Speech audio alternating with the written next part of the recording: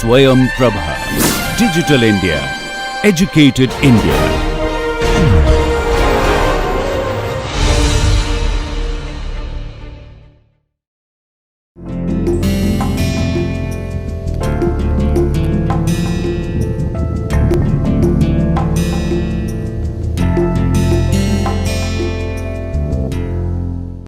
So, good morning. Am I audible? Yeah. Right. So, about 2/3 of you are here. But nonetheless, it's line 11, so we'll start. So, how was MPI yesterday? Got a little bit of feel of programming? So, we'll dig a bit depth of, so I got some questions on mail, how does this happen, and some of you were asking yesterday, so I'll try to clarify some of that. Right? But let's get started with something very simple to understand if you have gotten the grasp of it. So these are 3 processes. Okay? We'll call them 3 MPI processes. Okay? I haven't mentioned the rank, but you can say rank 0, rank 1, rank 2. Right? So what is going to be the output of these 3 ranks? Someone who wants to answer, please raise your hand. Very simple. What is the output of each of the ranks? Simple code, right? X initializations and then increment and then print. So is there going to be some race condition? What are they going to print?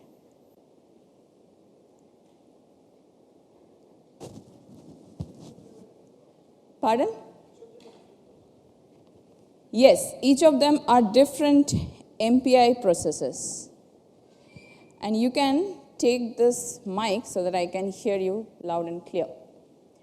Each of these are 3 MPI processes. That's the only information I'm giving you. So anyone who wants the mic, please ask Tushar.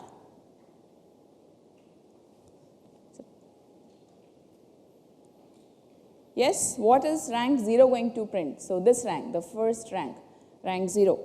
What is it going to print? 2 and 2. Okay, rank 1, 2 and 4. Are you sure? Okay. Rank 2, 4 and 5. So there is no race condition. Why?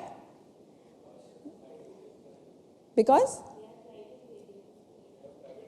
they are private variables. Have we talked about private variables in the context of MPI? Local variables. We will say local variables to each process. They do not share the memory address space. They have distinct address space. This is the most important thing that you should remember. Okay? No matter they are working on the same variables, but they are working locally. If they want to propagate their data to some other process, they have to communicate. So MPI works on explicit communication. Okay? This is slightly different from OpenMP. All right. So yesterday we saw that we have different processes. But and you write something like this, MPI exec. We haven't seen this yesterday, but let's just assume that this is a way to spawn these processes on 4 hosts. Yesterday we were running on just 1 host. So if you want to run on 4 hosts, we'll spawn the processes in this fashion. Okay? So let's say we have, so this should be probably minus and 8, but anyways, so we are spawning some number of processes on each of the hosts. So the question yesterday was, how are the processes being spawned? Right? How does the process actually get spawned on different hosts? We are actually giving the command from one node. You log into one node, you can give the command MPI exec -n4. And the process manager takes care of spawning all these processes on all the other hosts. Okay? So there is something called launch node. Okay? So the node on which the Hydra actually is the main node from which you log in and you launch this job, we'll call this the launch node. And all these, the launch node, it spawns some proxy processes on the other nodes on which you want to run. So there are 4 hosts. So let's say host 1 is the launch node. The Hydra process manager, it first launches some proxy processes on the rest of the hosts. And these proxy processes will internally spawn any number of processes that you would have specified in the command line on each of these hosts. Okay? So that's how the internals of process manager, simplistic. So this is used in a open source MPI implementation, MPitch. We are not using that. We are using the Intel MPI. But Intel MPI also works on a wide range of process manager. It may use Hydra, it may use something else, in which case the working is slightly different. But this is the kind of the primary. All right. So, but they need to communicate, right? We have, yesterday we learned about one communicator, one global communicator. What was that called? MPI Com World. So many information needs to be exchanged, right? So every node, there is some key value store through which some information is being exchanged, okay? Now, if you are communicating between 2 nodes, we will call that communication as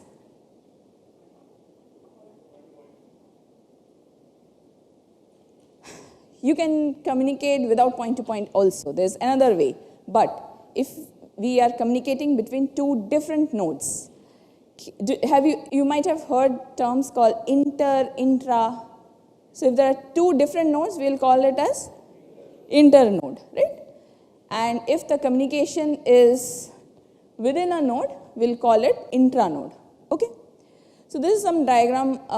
So some of you also asked resources. So there is no book, unfortunately, which explains all this. There are papers, they maintain a wiki page, okay? And you can look through the source code. For now, that's the state of the art of getting this information, but it's very useful. It's helpful to understand how this works, right? So this kind of shows, this is the launch node, and you have some proxy executables on each of the hosts, and then they spawn these MPI processes on the host. How do you spawn a process? How do you spawn a process? If you want to spawn another process from within a process, how do you do that? Fork, correct. So the same thing also happens here. All right. So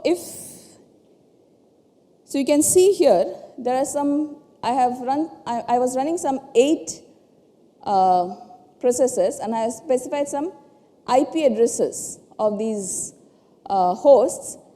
And I have also said that you run, I have specified the IP address and the number of cores that they should use on each of the hosts. Okay. So on the launch node, there are some executables, some proxy executables, as well as the MPI processes, as well as on the compute nodes, there is the proxy executable, and there are the MPI processes.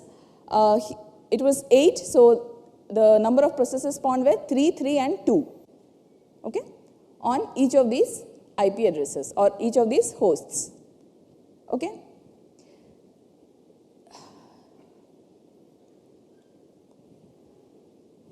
All right. So any questions so far?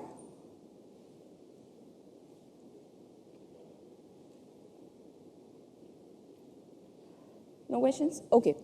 So, so some of you were asking yesterday that how does this error checking work, or does MPI correct all that? So MPI actually relies on the lower level interfaces, okay, for all the communication and correctness, transfer. So you might have read TCP/IP protocol, some of you, right? You're familiar with transmission, how network transmission happens, right? So MPI is slightly above that. It leverages everything that you have read in your networking course, okay? So we actually have someone coming from Mellanox, who will talk more about networking in the context of HPC. Okay, so communication, just to recap, happens using sockets. We do not have to worry anything about that. MPI takes care of that. What do? We did point-to-point communication. We just said, send this data to this process. That's all. That's our job. Our job is to ensure writing correct code, right? Okay. So just a little bit more details. So typically, you may have some send queues and receive queues because you may be sending data to a lot of processes. Immediately, the data may not be sent. So it depends on the architecture, hardware, but typically there are some queues maintained. Okay. Also, if you are communicating within a node, sometimes for faster communication, they leverage shared memory. You have done shared memory programming, maybe, right? Using shared memory, how to, probably in OS course, right? So these are all optimizations. So we are not going to look into details into this. We'll look into MPI in more depth, okay? So can you please look through this code? Is this visible from the back? No? I don't know if I can increase it here. Yeah, no, they have not seen this particular code, but just let me see if I can zoom. Right, you can see better probably, right? Okay. So look at this logic, right? Forget initializations and finalization. Look at this logic. If my rank not equals 1, I am sending, and assume that I am using 2 processes. So basically this is rank 0 and this is rank 1. Okay. Sorry, let's say I am using 4 processes. Okay, so this is anything but rank 1 and this is rank 1. So is this code correct? So everyone other than rank 1 is sending 20 integers, right? So rank 1 should receive 20 integers from everyone else. You have done yesterday assignment. Rank 1 received from all the odd processes, right? Can you take a careful look at this code and tell me if there is any error that you can note?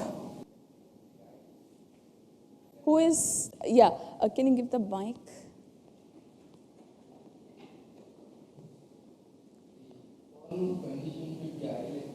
Right. Right. Some of you actually did this yesterday and told me that it's not working. So it's your responsibility to ensure. This is going to compile fine, okay? It's a very subtle bug, okay? No debugger is probably going to give you the right answer. So you have to be very careful, right? So number of sends. You have sent from n-1 process, so your bounds should be correct, right? Maybe you can repeat what he said. I'm not sure everybody got it. Oh, did everyone get what was the error? Yeah, looks like everyone has got. Last row? Okay. All right. Okay. So that's why some challenges. You have to ensure it's all your responsibility that there are not some processes just waiting for data and there is no sender, right? So it will block. These are all blocking calls. We studied yesterday blocking calls, right? MPI send and receive are blocking. And then you have to ensure that number of sends, receives match. So avoid code that may lead to deadlock. So yesterday Sandeep had showed one code where, so he had send from process 0, send from process 1, receive at process 0, and receive at process 1. So this was fine, right? You all said that this is fine. But if you just interchange this, what will happen? Is this still fine or there's an issue? So So this was fine. Now if I say receive and then I say send, is this fine? Basically, question is it going to lead to a deadlock or not? Yes, deadlock. Why?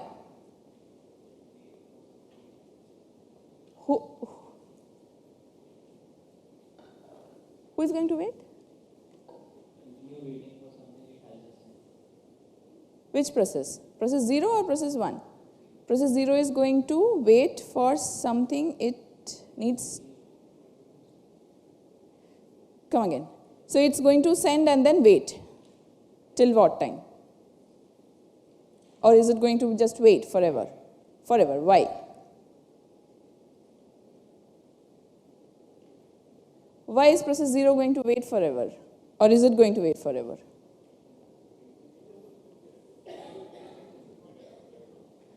Previous one should be deadlock. Okay. So only one person is paying attention, right? So previous one was deadlock in certain cases, right? And in certain cases, it's not going to lead to deadlock. That I will explain later. Here, I have 0 send. There is no receiver. Receiver has, one is also calling send.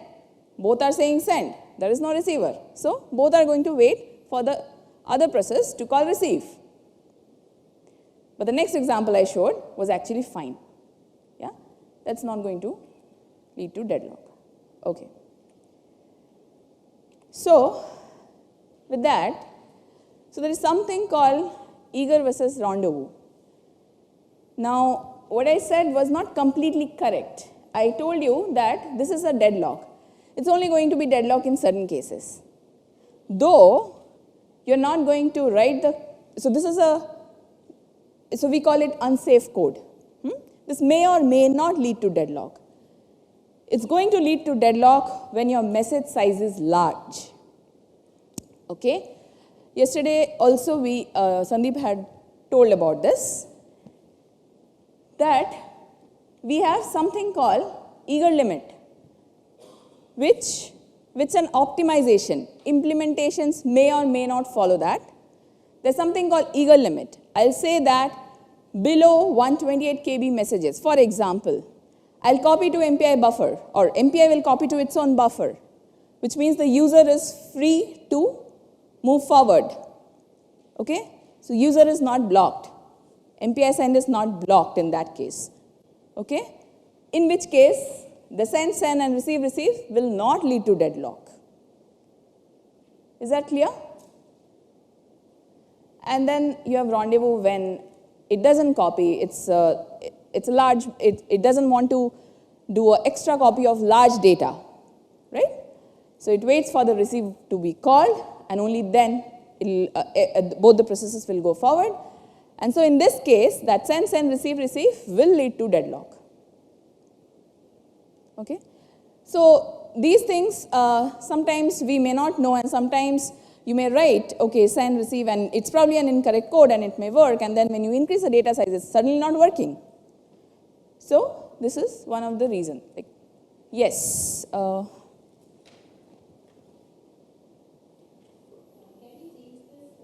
Yes, it's an environment variable, you can change it. Not hardware buffer. So this is an MPI. MPI is runtime. It's not in hardware. So you MPI, if the implementation has a limit, it will tell you that it's not possible, or it will override your whatever you have set. But it is possible to change at least till a certain point. You can easily change 128 KB to, let's say, 512 KB or so on. Okay, so what is the implication if I were to, let's say, I were sending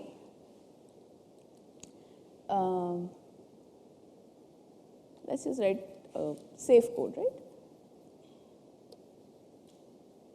Okay, so I was sending some 1 MB data and I'm receiving 1 MB data, okay? And my eager limit is 1 KB, okay? So it's going to wait for the receive to be called, which if Instead, if I had set the eager limit to 1 MB, let's say, it's not going to wait. So what's the implication? Is there any performance difference in both? Yes? And what's the performance difference? Who was that? Which time? Transmission time will probably be the same because you are transmitting same amount of data. But end-to-end, probably communication time is more in which case?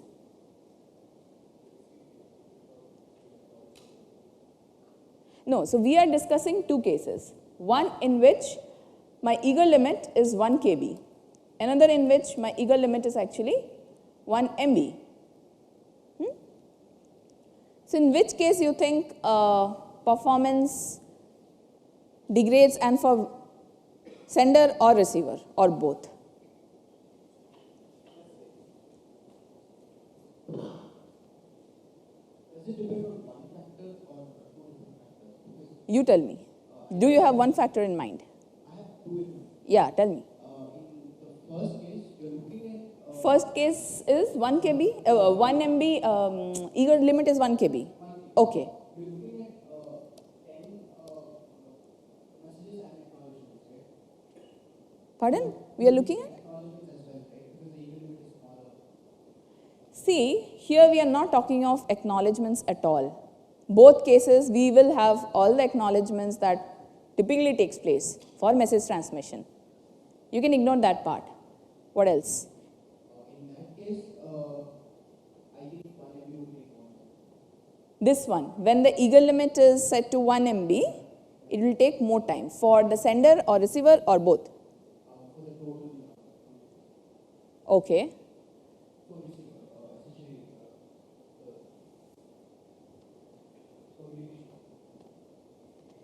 So, you know, sender can call send here, okay, if this is my time, and receiver can call receive here. Correct? Now, after it calls, there is going to be some communication time. It kind of finishes here. Okay. So, ideally, I should say this is my communication time. So, sender is blocked in one case, in another case it's not blocked because I've changed the eager limit. So is there a performance difference for end-to-end here, or is it only for sender, only for receiver? performance difference is only for the sender. But for the receiver, it will take the same amount of time because it just received. Right. In the case of sender, it will like actually. It's either blocked or not blocked, right? If you are sending something small, the sender is going to go forward. It's going to assume that data is sent. That is why, in this case, even if you had not called a receive, sender will actually go forward. Okay, the program is incorrect, and that is why, again, PAL program is hard. Okay, so you have to take special considerations for all this, that whether you are within eager limit, whether you are sending small data, large data, and whether you have matched sender receivers, and so on. And if you change the eager limit, will it affect your performance? It turns out it does affect in some cases, because the sender may be going forward, it may be doing some heavy computation. The receiver is not doing that computation, right? Okay. So, now we will bring one more thing into picture. We saw, so yesterday we were running on one host, right?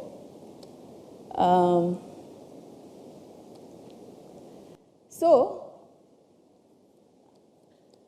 let's say these are my hosts, but the hosts are connected, right? Yesterday we ran on one host, we spawned all the processes on these hosts, on just this one host. Now today I am saying there's a way you can spawn multiple processes on multiple hosts, okay? Now these are connected, right? These are connected in some way. And the connection between the hosts is called, can anyone tell me? Pardon? Someone answered, I don't know who. Who? Yes? No. The network connection between all the hosts. Communicator is a software concept in MPI, right? So what I'm saying is the connectivity between all the hosts. They are connected in some way, right? You have to connect the hosts in some way. Topology. It's called network topology. And that plays, it turns out that that plays a huge role in the performance. Okay? And I'll show you some demo for that. But for now, let's assume that we have this topology. What is this topology? What is this topology? Someone from this area. Ring. Okay, this can be a ring. You can consider this particular topology as ring. Or if it were something like this, then you would call it a mesh, right? Okay. So we have these ranks. Okay. So let's say we are just using one process per host or node. So we have 4 ranks, 0, 1 and 2, 3. Okay. So let's consider this as a mesh topology. And the ordering of the rank is XY ordering. Okay. 0, 1, 2, 3.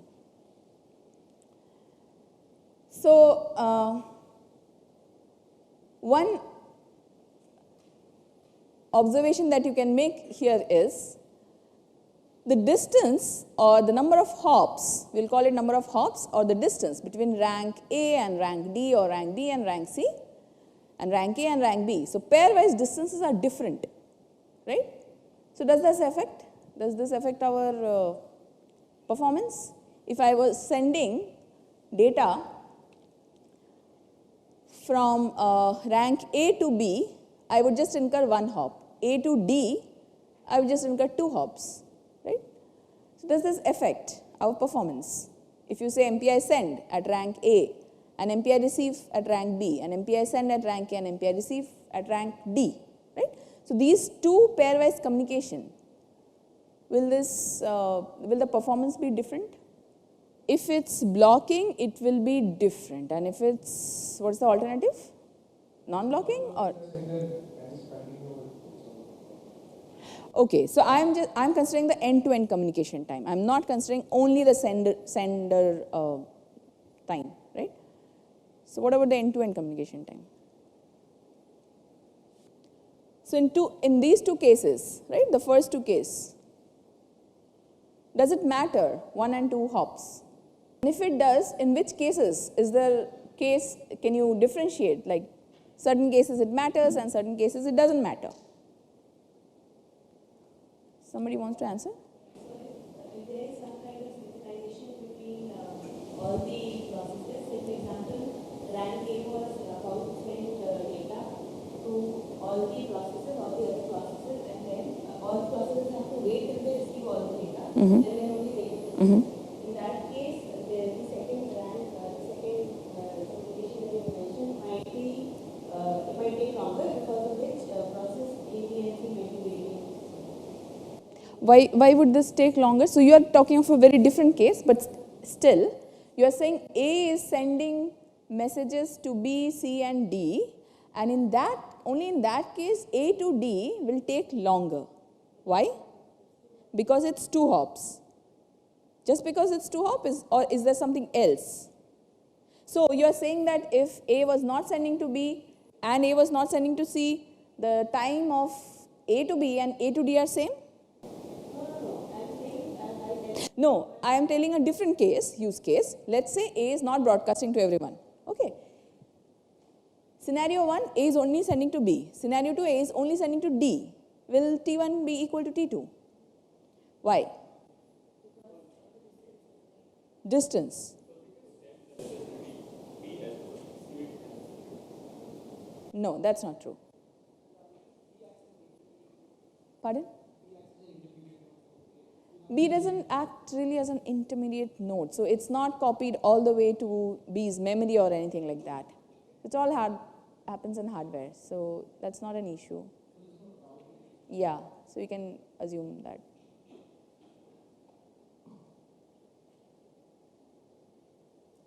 So does number of hops matter always is the question.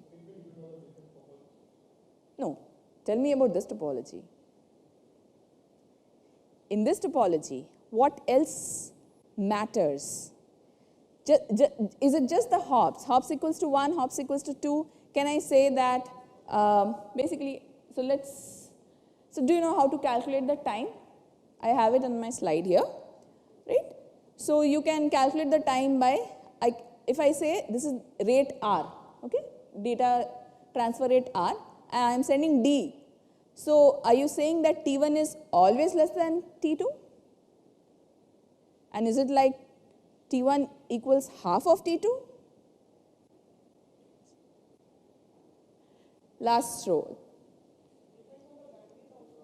I am giving you the bandwidth, R. Let's say the effective bandwidth here is R. And the data size, all the links, yes. All the links that we are concerned with is R. I am concerned with A to B, A to D, right? And the bandwidth is R, data size is D, so T1 is D by R, right? That's the time, T1, and T2 is D by R as well. Right, so I am subsuming that in R. Let's say that's the effective bandwidth, including latency and bandwidth factor together, okay? It's not just the raw bandwidth. It does, but for now assume that it's same, right? Pardon? No, B is not, you mean in the first case? A to B? Okay, assume that A, B, D all are ready to receive, all are ready to send or receive, okay? There is no basically synchronization problem or any other issue. Yes? The direction matters. What matters? The direction. If the link allows... Let's say it's bidirectional link. Well, the answer is the data size also matters. Okay? If you are sending really small data, it probably is going to be about the same. If you are going to send really small data, you are probably going to see some effect of the latency here, which he pointed, because you have 2 hops. But if you are sending very large data, in that case also, so the time not only depends on the hops and the data, it also depends on if there is some other traffic going on in the links. Okay, so that's congestion or contention. So let me quickly show some demos. I have set up some demo for this send receive. Okay. So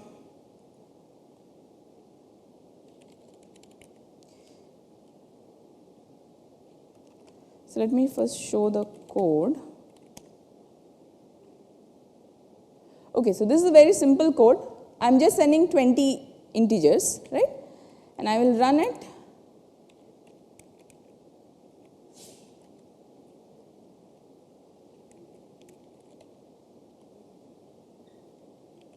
So let me just use this time command. Okay, so this is 27 seconds.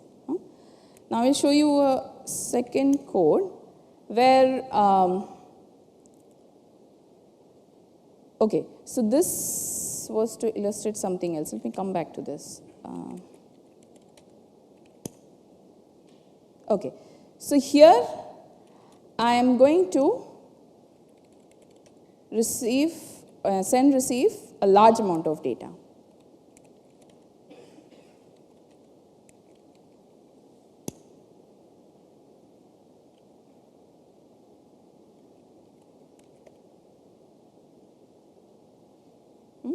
So you see, in the first case, I had, actually I can do that here as well, 27 seconds, more or less the same. The data size didn't come into picture here. Only beyond a certain time, the bandwidth comes into picture. When you go from the latency bound region to bandwidth bound region, that's when your time will start making some difference.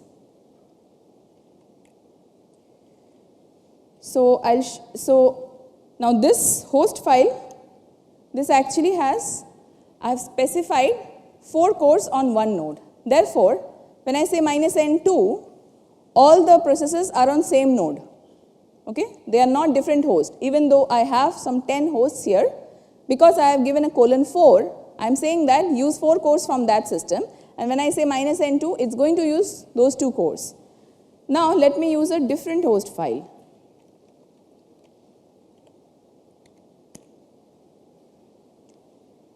So, did you see the difference now? I'm sending the same amount of data. In the first case, I have 0.04 seconds. In the second case, I have 0.7 seconds. What's the difference between RR host and host file? I showed you a host file. And I said that both the processes are on the same node. Right. So when I don't specify any number of cores, it's going to round robin. Whatever number of processes you give, therefore, when I say -N2, it's going to run on 1 and 2. And therefore, the network is going to come into picture. In fact, in this case, the topology of this particular system is something like this. So there is a switch here, and this is 1, and this is 2. This is actually 2 hops. Right? So you see quite a lot of difference between the first case and the second case. Okay? Now, just to illustrate one more point, let me show you first the. Okay, so this is the code. I am sending 20 integers, but I am receiving 10 integers. Is it okay? So is this code going to run fine?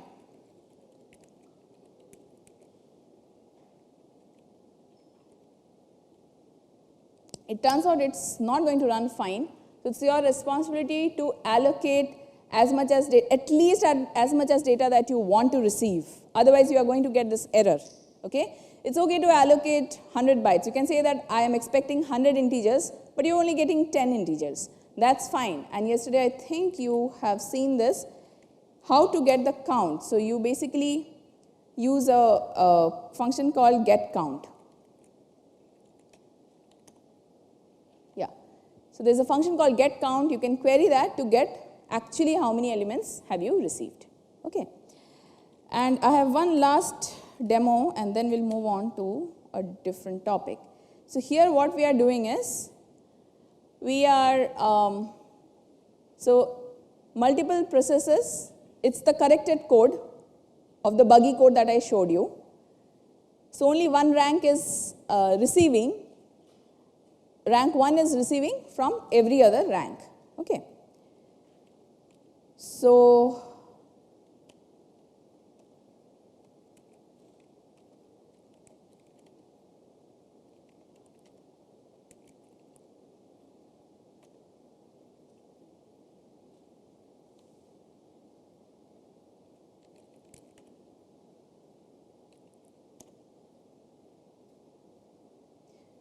you see, we have, okay, so let me just show you the other example, second example also. Okay, so again, you see the same difference, but there is another factor coming into play here. So in the first case, there were only 2 processes, one sender, one receiver. Here, we have 4 senders, 1 receive. When it was in the same host, it didn't matter much. When you went to different hosts, it has come to 1.2 seconds, from 0.02 second, right? So one reason I already told you is, they are on different hosts. What's the other reason in this particular example? Do you want to see the code again? Simple code, right? There are n-1 senders and 1 receiver.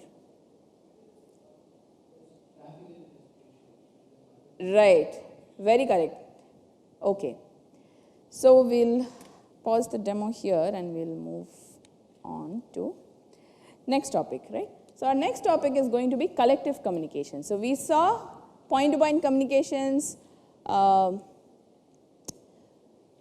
we saw a little bit of effect of data size, network congestion and so on. So the other variety of communication is collective communication, where you're not calling a particular rank, but yes, you had a question? Why are we using a mass topology and not? That's just an example.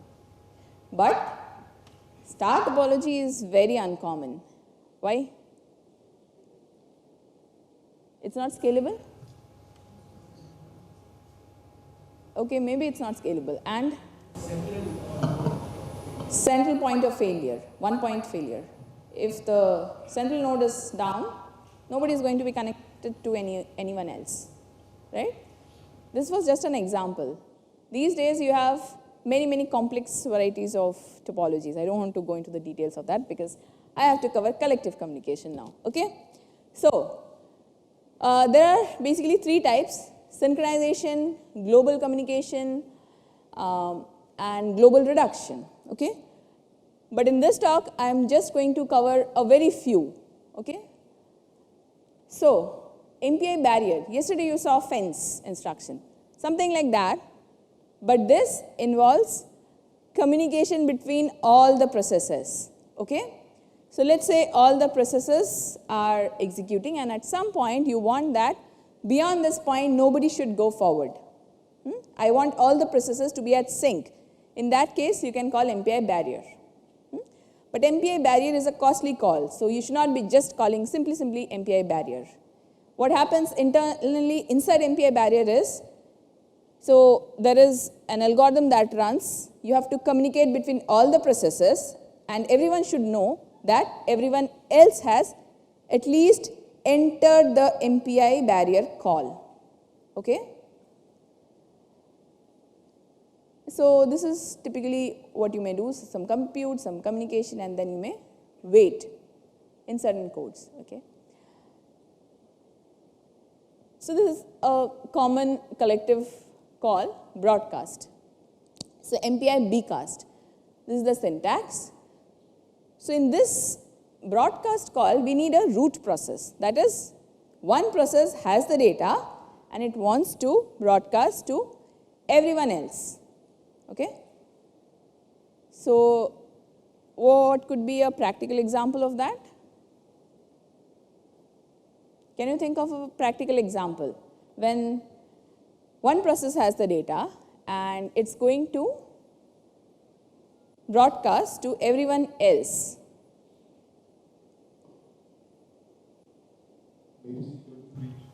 Maybe? Security breach or something. Security?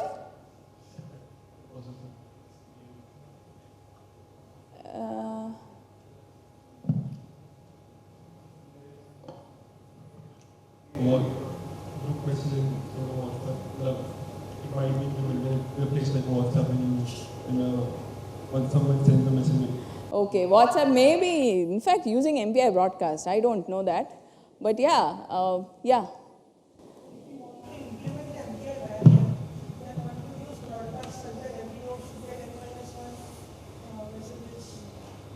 They don't use broadcast, but that's a good strategy maybe to use.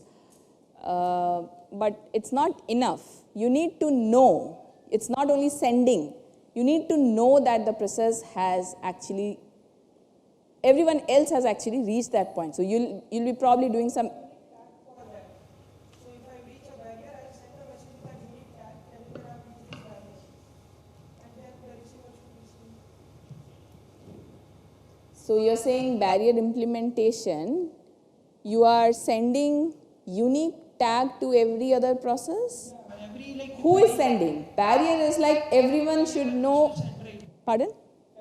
Every node Everyone is sending to everyone. Right. That's a lot of messages going around. That's a very unoptimized implementation. They don't do that. But that's yeah, sure, that's one way to implement that. But say, for example, you have read a file. Process 0 has read a file. It wants to broadcast the content to everyone else. Or it wants to broadcast the minimum value to everyone else. Or it wants to broadcast something, the first element to everyone else, right? Okay. So this is the syntax. Now, question is, how do you implement broadcast? So I said that I have a message. Okay, I have a message for all of you. How should I give the message to all of you? What are the different ways to do that?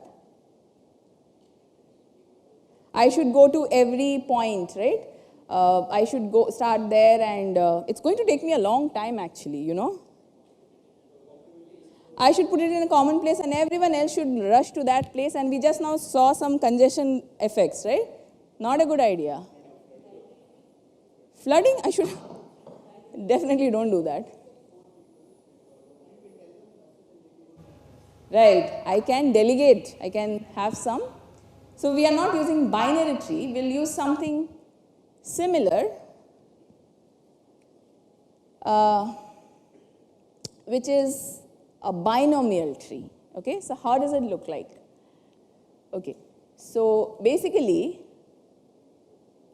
you can think something like this. If this was process 0, and this is, say, process P by 2 or something, okay? 0 can send the message to P by 2, and then what P by 2 will do? P by 2 should send to 3P by 4, correct. So when P by 2 is sending to 3P by 4, what should 0 do? 0 has already sent to P by 2. P by 4. Okay. Good. So you got the idea, right? You basically kind of conquer part of your domain. So I'll just send first to him message, then I'll send to him, and I'll kind of divide and conquer the whole space. So it's more efficient. Okay. So next is gather. To illustrate this, let's say we have, what is the default method? In broadcast. Yeah, what? Binomial tree. Okay, that's a complex answer, but so the implementations vary. The most commonly used open source implementation, they have 3 different algorithms for 3 different message sizes. Okay, I don't have the time to go into all the details, but this is the answer to your question. Okay, now gather. One more question. Okay. If you want to broadcast one message to all the other processes, so even the other processes should be having a receive. Okay. Let's go back to the, yeah. So I should clarify. This buffer, this is input at root and this output at all the other processes. This is where it's receiving. Okay. So if I can just pictorial draw. So let's say this is, so process 0, 1, 2, that's all. And 0 is broadcasting to everyone. So 0 has a buffer and it wants to send to 1 and 2. 1 is also going to have some buffer and 2 is also, but 0 has the data. Okay? When you say MPI broadcast, this buffer from 0, this data is going to be copied to here, this data is going to be copied to here. Everyone has that buffer array declared. It's just that it's input at the root process that is going to broadcast and it's output at the other processes. Okay? Okay, that was a good question. And anyone else? All right, so coming to gather, right? So, well, syntax doesn't matter. Let's just look at the semantics. So, we have number of processes and we have some data. So let's say we have some data. Okay. Gather also has a root. Okay. So now let's say root equals 0. So root equals 0, which means 0 will actually gather the data from 1, 2 and 3. So 0, at least 0 should have a buffer large enough to get the data from all the other processes. Okay. So this is what is gather. Okay. So can you think of an example where I can use gather or a combination of maybe broadcast and gather? Sure. Give me some more concrete example.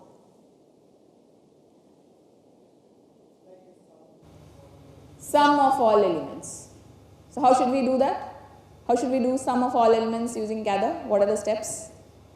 So I'll tell you, so let's say I have a very large array, okay, and assume that I have somehow divided into all the processes, and I'll tell you how to divide, but for now let's just assume that I have part of this array and I am doing so what he said was, I am collecting the sum, right? So what are the steps? What are the MPI calls?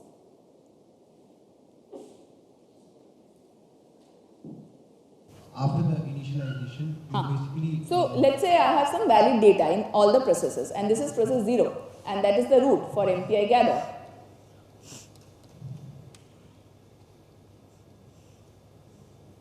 So what should I call? You said sum of the entire array, right? So what should I call? So you... what should I first compute? And so assume that I have chunked, right? So what should I first, what should be my first MPI call be? Because that's what it does, basically. I should gather all the elements. Yeah, because, okay. So I wanted to do sum, right? So you are saying that I'll do all the computation at root process. That is one way, sure. I can gather all the sub arrays into root process, and then root process will do the sum. Slightly more efficient way? We can't guarantee... partial sums. We will first compute the partial sums, right? It saves us a lot of, it benefits us in a lot, more than one way. One is, what's the first thing? Why do you want to do partial sum? It will save the time because you're doing the computation in parallel. That's the whole point of why we are learning, trying to learn MPI, right? We have to do some computation in parallel. So assume billion elements and only 4 processes. We are saving a lot of time there. So let's say I have this local sum 1, local sum 2, local sum 3 and local sum 4, right? Now what's the next step? I have done the sum, those are the local sums. Now what do I do? Someone else.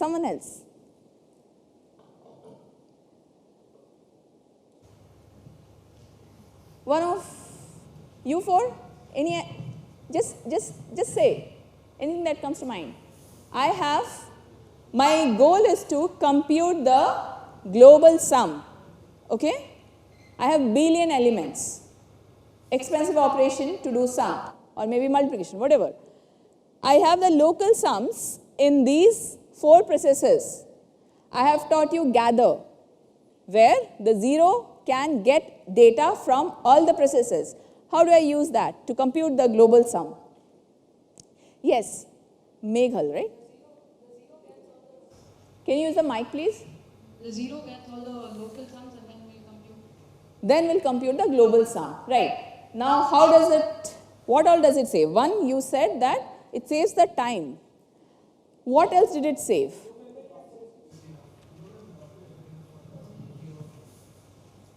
Sure, that is one point, very good point. We also saved on the communication time. We didn't have to communicate this big array. We just communicated one int or one double instead. That is what gather does, that's not your job. Yeah, so it actually does that. Okay, more details in my course, not here. All right, so we have saved computation time by computing in parallel. We have set communication time by communicating just, 4 bytes or 8 bytes. We have also saved some memory. We didn't have to copy unnecessarily to zeros memory. Okay, good. So we all know gather, and I'll show you one.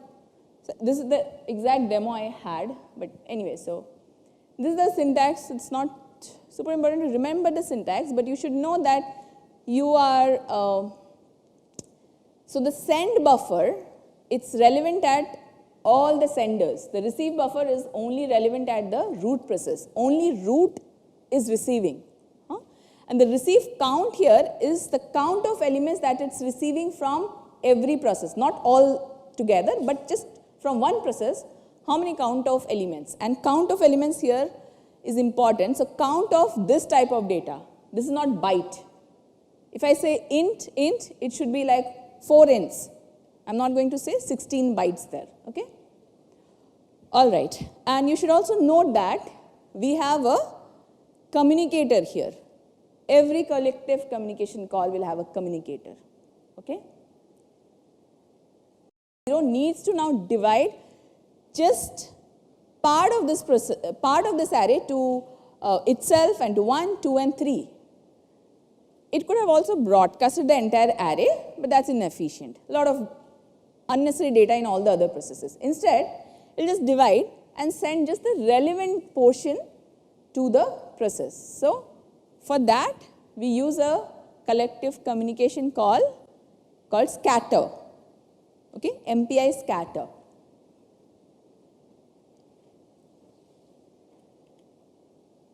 Okay. So, this is the syntax. Again, it's similar to gather.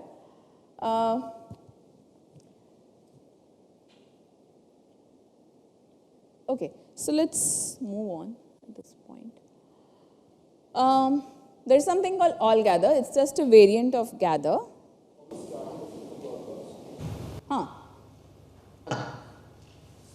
In broadcast, you would have broadcasted the entire array to 1, 2, and 3. If you have n elements, you are sending n elements to 1, 2, and 3. In scatter, you are just sending n by 4 to each of the processes.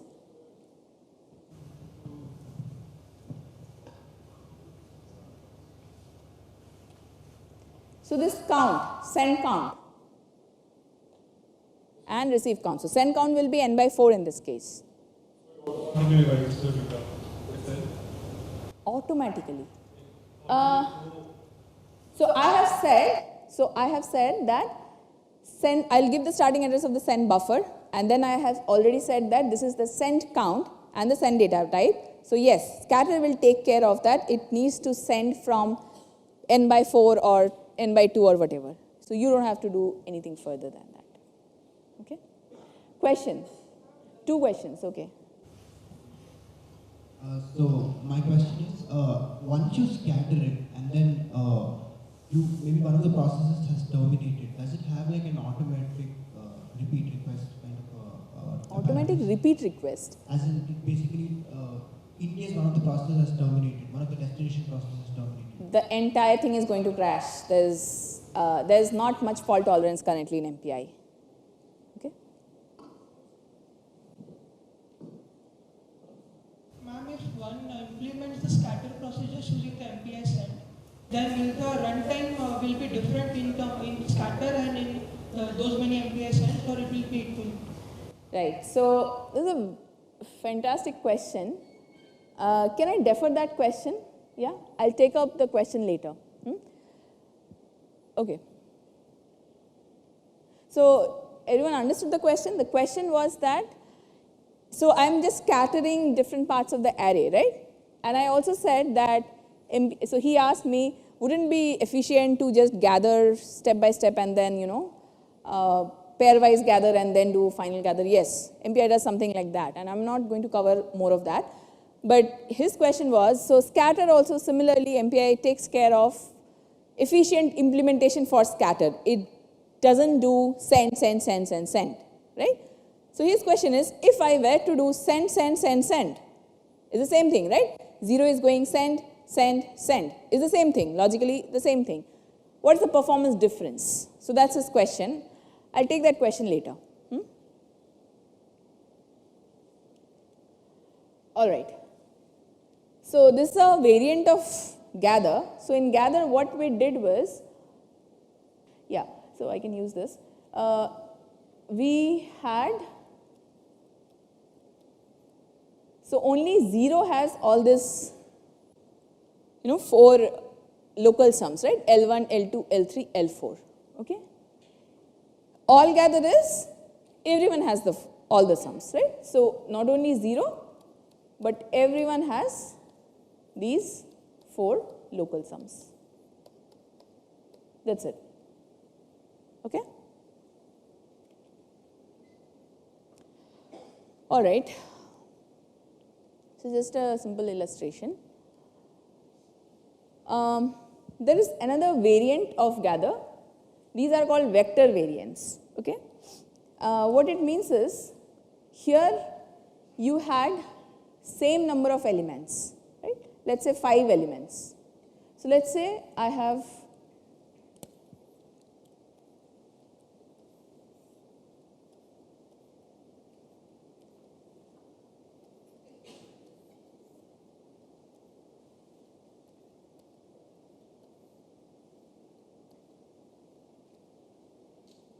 So in gather, you are necessarily required to have same number of elements being gathered at the root. But in gather V, what you can do is, you can just have, let's say, 2 elements here, and you can have 3 elements here, and so on and so forth. And you can have none from some process. So that is the vector variant, gather V. Okay? So that's why it becomes a little more complex than the call has a few more arguments, which is the displacement. Because 0 has to receive at the correct offset. If it's receiving 2 bytes from process 0, the next process, process 2, should come at plus 2 and not plus 4 or 5, whatever. Right? So that's why we have some extra arguments here. Displacements and anybody has a question? Are these calls blocking? Like Yeah, these are blocking. These are blocking calls, but there is a difference here. So you said, so we saw this figure, right? 0 sends to 4, 0 sends to 2, 4 sends to 6, and so on and so forth. So this is broadcast, right? Once 2 has received, right? So in the next iteration, 0 sends to 1 and 2 sends to 3. Okay. So this is the complete iteration. Once someone has sent, okay, it can go forward based on what we just studied a few slides back. What was that? Eager limit. And so that process will not be blocked actually.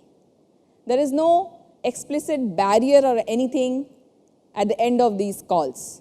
So whichever process has finished, it will just go forward. But if you are sending a large message, some of these may be blocked if the receive is not called and so on and so forth. Right? Yes, all collective communication call. Same for everything. Yes. Can we say that at the crux is some sort of dynamic point-to-point receiving? Every collective communication call is implemented as point-to-point communications. Can we say it's dynamic in nature? Dynamic? What do you mean by it doesn't dynamic? know the data size it's getting. It doesn't know the data sizes. So that's what we told us, right? It doesn't know how much data. When did I say it doesn't know the data size? Which one? So I should clarify. Gather V. Gather V. No, it knows the data sizes, it's just not the same. Right? So you have to explicitly say that I am receiving 4 bytes from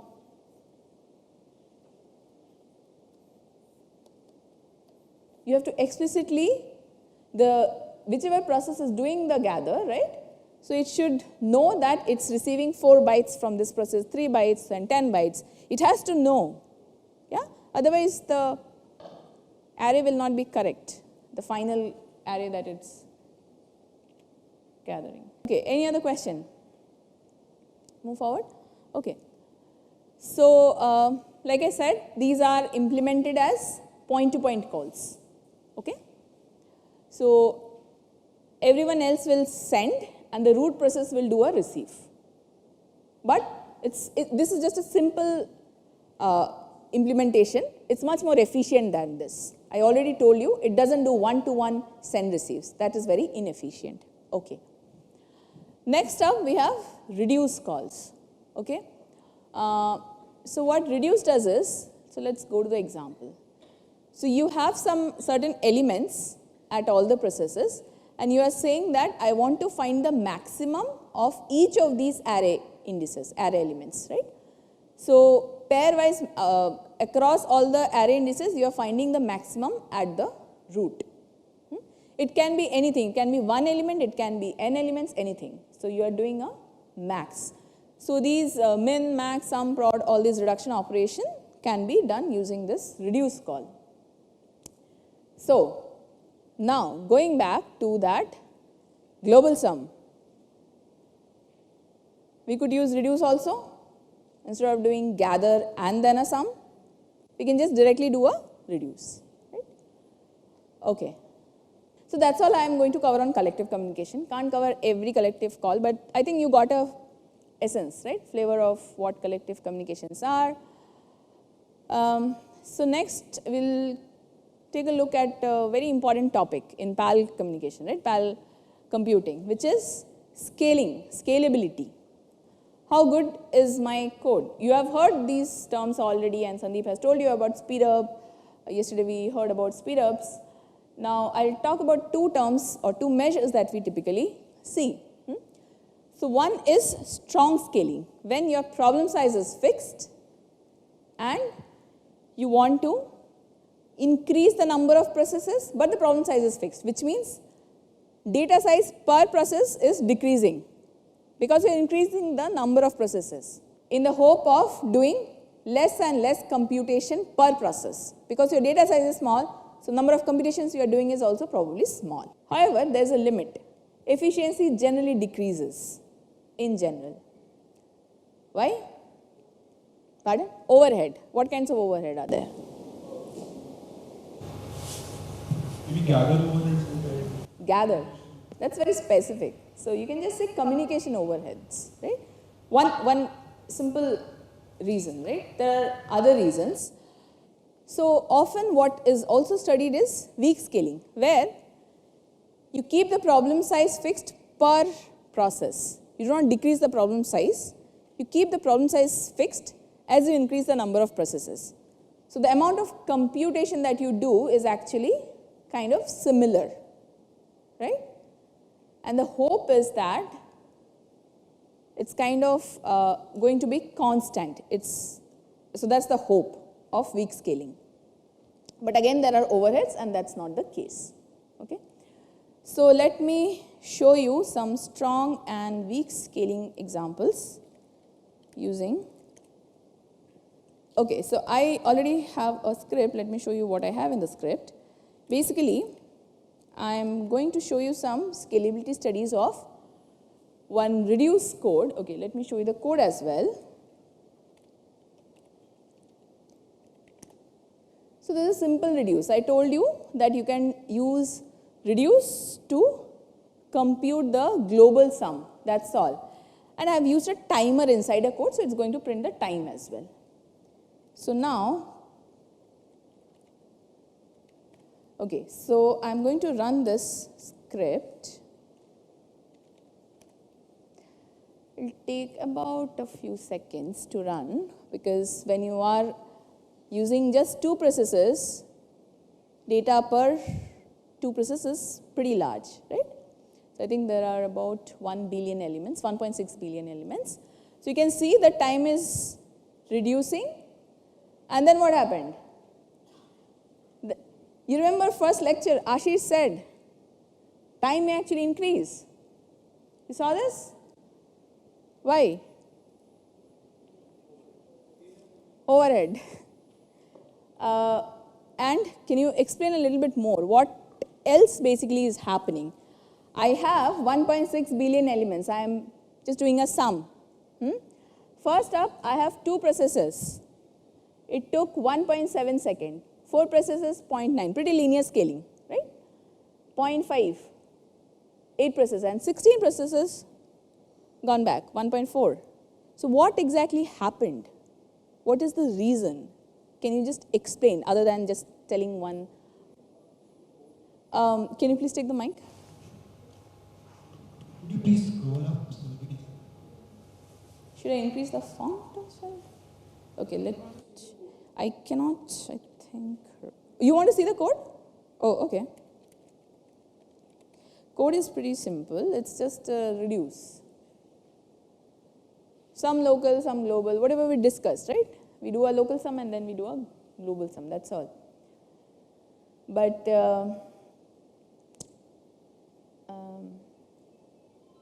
okay, so there's nothing much in the code. Let's look at the timings. 1.7, 0.9, 0.5 and then 1.4. Yes? The MPI reduce, is it using the reduction algorithm? What is the reduction algorithm? It's a very common algorithm in the computer. It's a very common algorithm. You have to tell me. I probably don't know it. So you have to tell me that. I can help you. So the reduction, the MPI reduce uses sort of binomial tree kind of algorithm for reduction, you can assume for now.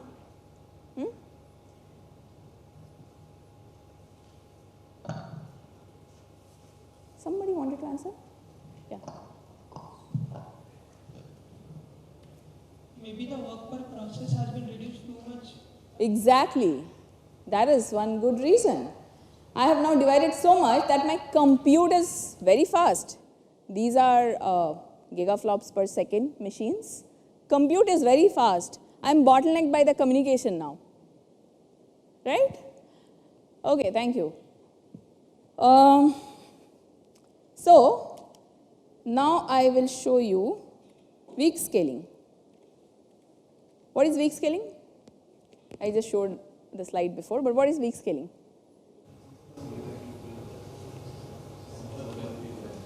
There is no divide equal, that's wrong. Keep the computation per process fixed, right? So, now if I run this, so I have, what I have done is, oh, let me show you let me show you the script first. So basically I have 2, 4, 8, 16, right? Per process, it has about 0.1 billion elements, okay? So this is weak scaling, right? So now let me run that. 0.2, 0.2, that's what I said. We will get linear scaling till a certain point again. Here as well, the same thing happens. 2 less to compute, and though the compute was the same, but we are bottlenecked by the communication. That's why you see this.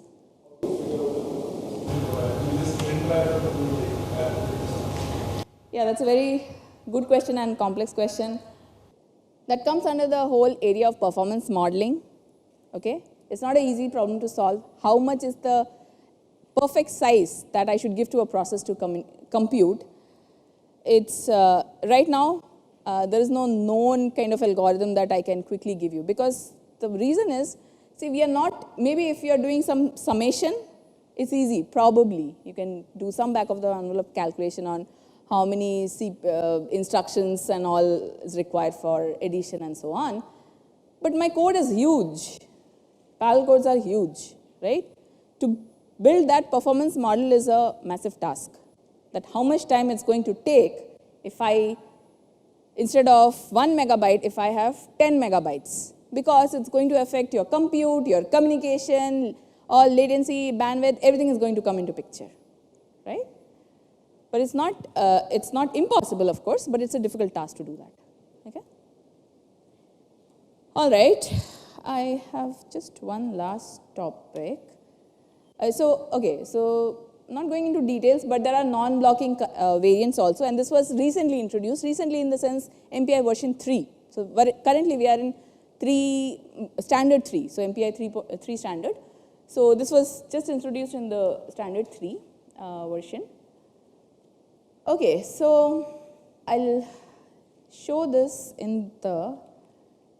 during the demo, okay?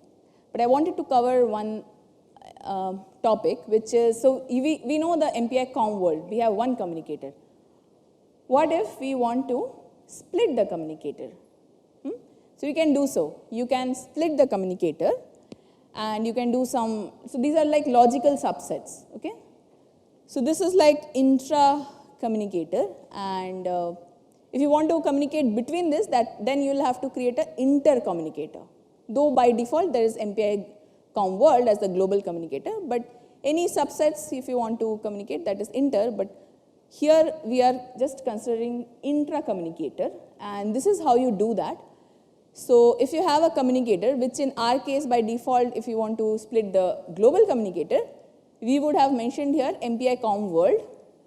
We will have to give some color key, and the new COM is the output. So for example, I say I'm going to club everyone who is wearing a black cardigan, okay, into one group. Everyone who is wearing a blue cardigan into another group. So basically the split is by some color, and the programmer has to assign the color. Every process has a color. The variable value of the color basically determines which group it's going to lie in. So let me show you one example. It will probably become clearer.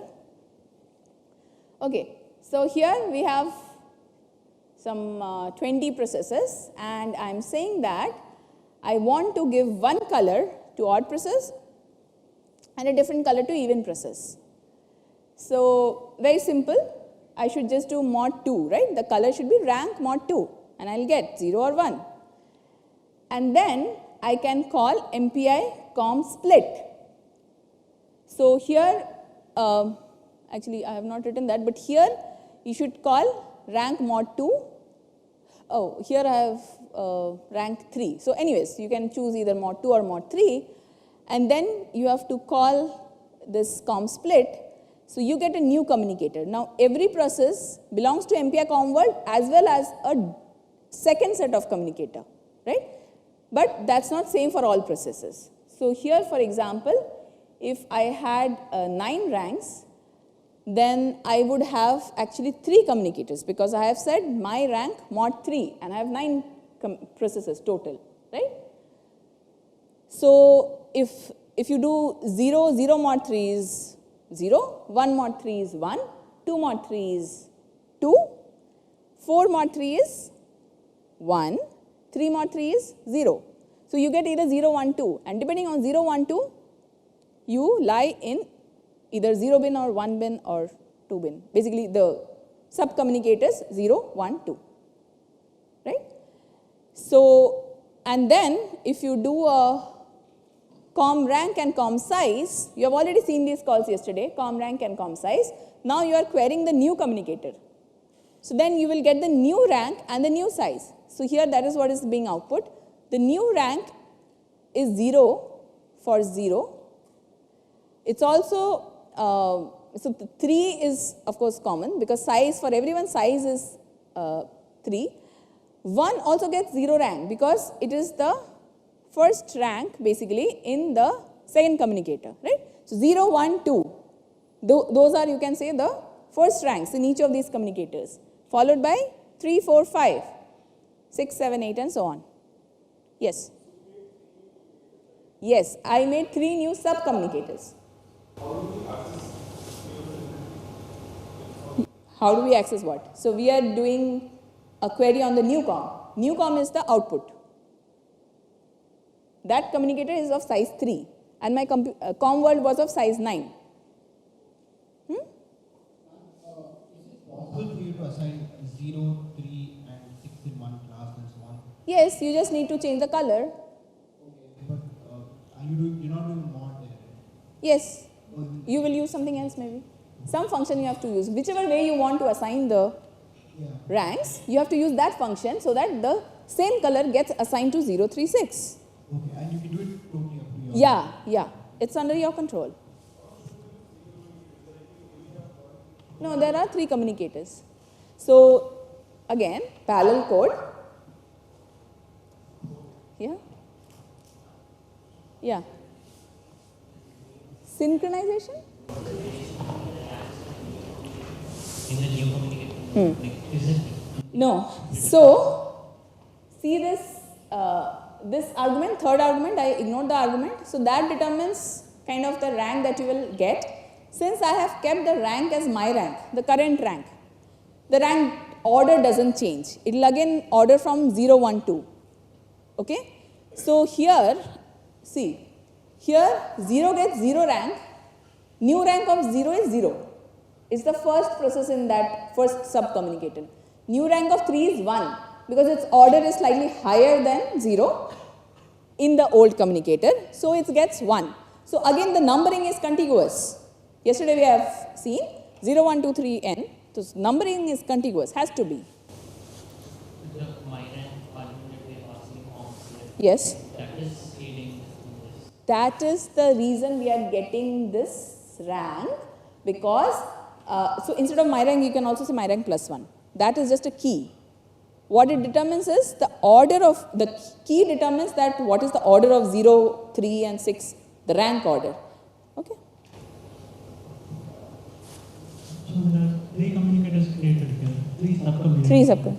How do we identify each of them like from any other process? Right.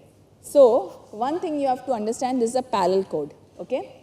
New com is relevant at all the processes, but new com is different for 036. 036 thinks that I belong to this new com, the same new com.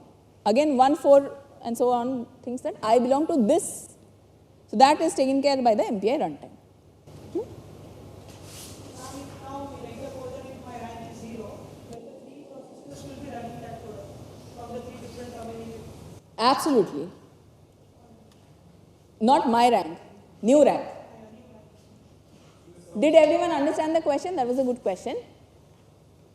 So if I say if new rank equals 0, again parallel code, right? Everyone executes that statement.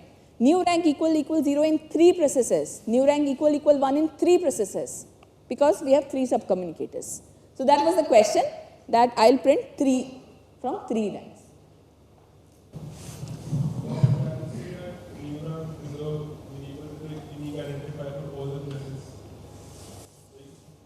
All the processes.